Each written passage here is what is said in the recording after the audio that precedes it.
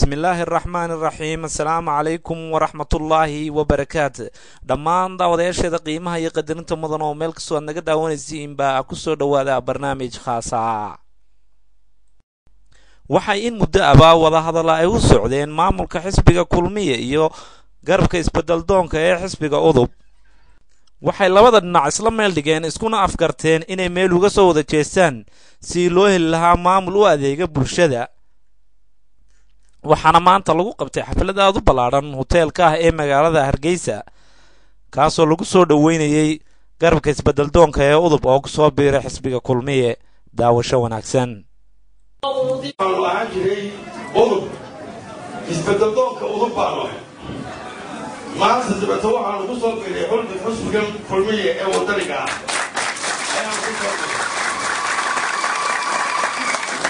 magacayga waxaa la yidhaha xuseen cabdi ducaale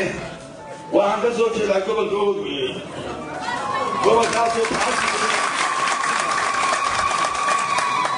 gobolkaas tacadi badan baa lagu sameeyey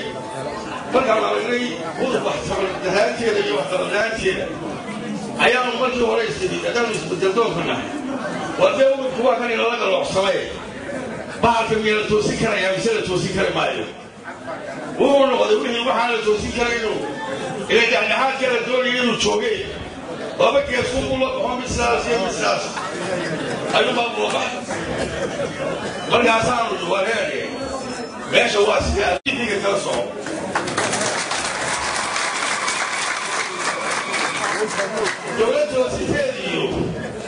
dowladda siteediyo taa u dhaaranaysay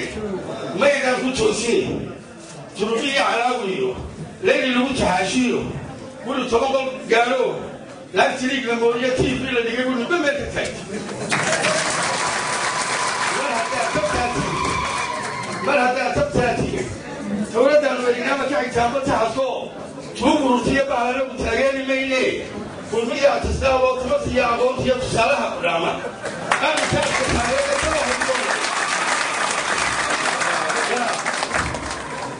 warwaadka koortay gobolladii taariikhaha lahaayo burcaa taar ku marayo lacagtii la tuunaa toogada u suranoo taab looga xaleeya taba looga waayey yaa hay-adahaan tegayba tuguraa ku taabto taabun baad ka dhaca 70 jeer baad ogayaha tegayso waddaan soo talaaliyo biyaha tuuriyo waddaan soo talaaliyo tujaabaad u sheegtay yaa tujaabaad u sheegtay toban baad rii ka taagto toban baad kulays tintiinti hadalada waddi tacdiin yaa mar haddaad tabtaatiin dowladdaanu weynaaba ka xigtaanba taxadko tuugurutiyo bahalanagu taageeri mayne kulmiyaa tasdaaboo tabatiyo aqoontiyo tusaalaha ku dhaamo arrintaashka saar gudoomiyayaasha ololaha bariga iyo galbeedka madaxda isbedel doonka iyo bulshadooda guud ahaanba marweyn mudane waxaan ku salaamaya assalaamu calaykum waraxmatullahi wabarakaatu. waxaa maanta farxad weyniya oo wax ilaahay lagu mahadiya ilaahayba mahad iska lehe in dadweynaha intii ugu dambaysay ee karaamada ku lahayd somalilan guud ahaanteeda gaar ahaan reer Hargeysa inay maanta halkan marti ugu tahay iyagoo wiilkooda iyo maalkooda qabaan inay ku soo wareegaan xisbiga kulmiye. waxaa kaloo gaar aan ugu sii faanayaa isbedel doonka madaxdooda hormoodkoogu axmed maxamed siiraayo gaboosow waa reer Hargeysa. waxaan u malaynayaa guddiga dhiisha in iska xajiyaa loo baahayey haddaanu nahay reer Hargeysa quraajo ay ku quuso aba waraaba ha la qalo aba waraabayaa ha la qalo.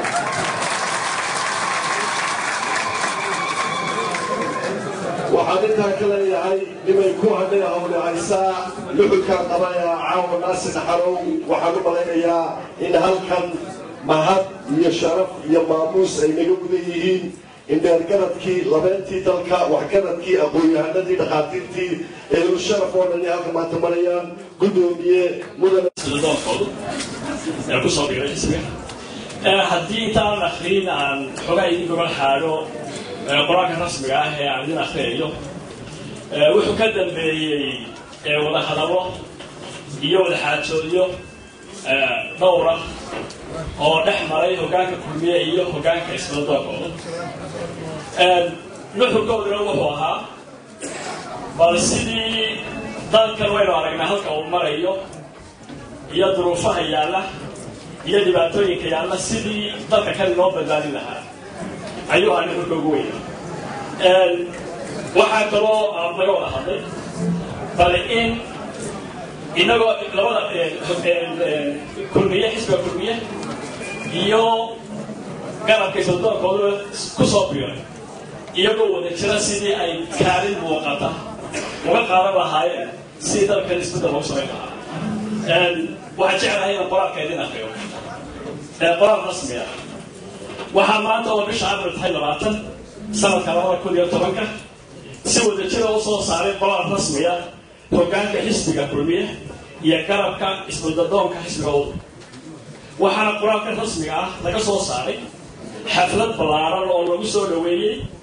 garabka isbeddeldoonka udub ee ku soo biray xisbiga kulmiye laguna qabtay hoteelka kaah ee magaalada Hargeysa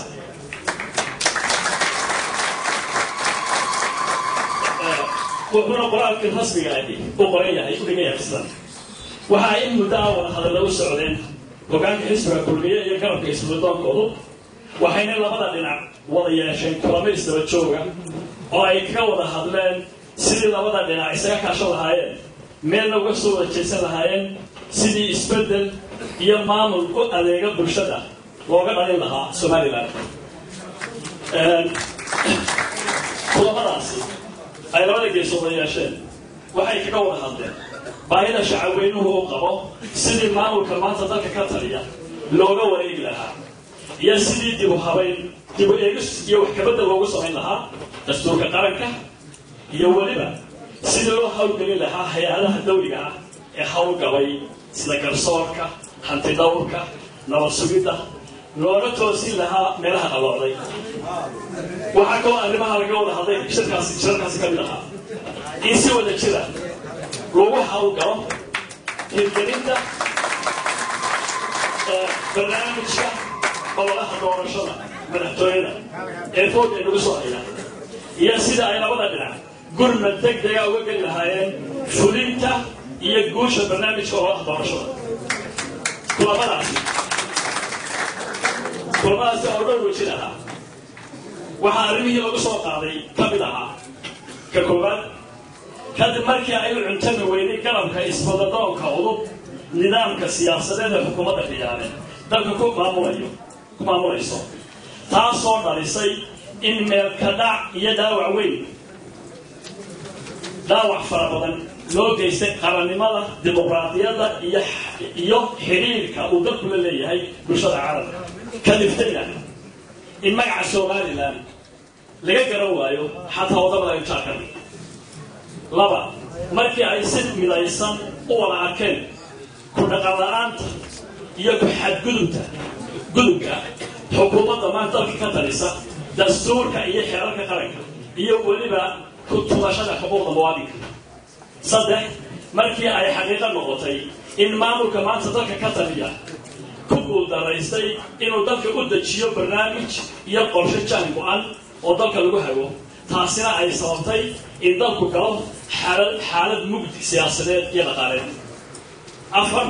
markii ay xukuumadda u badheedhay boobka iyo dhaca hantida ummadda iyo weliba dhiirigelinta iyo wax ka qabasho la'aanta musuqmaasuqa baahay ee faraha ka baxay shan markii la isla waafaqay in xisbiga kulmiye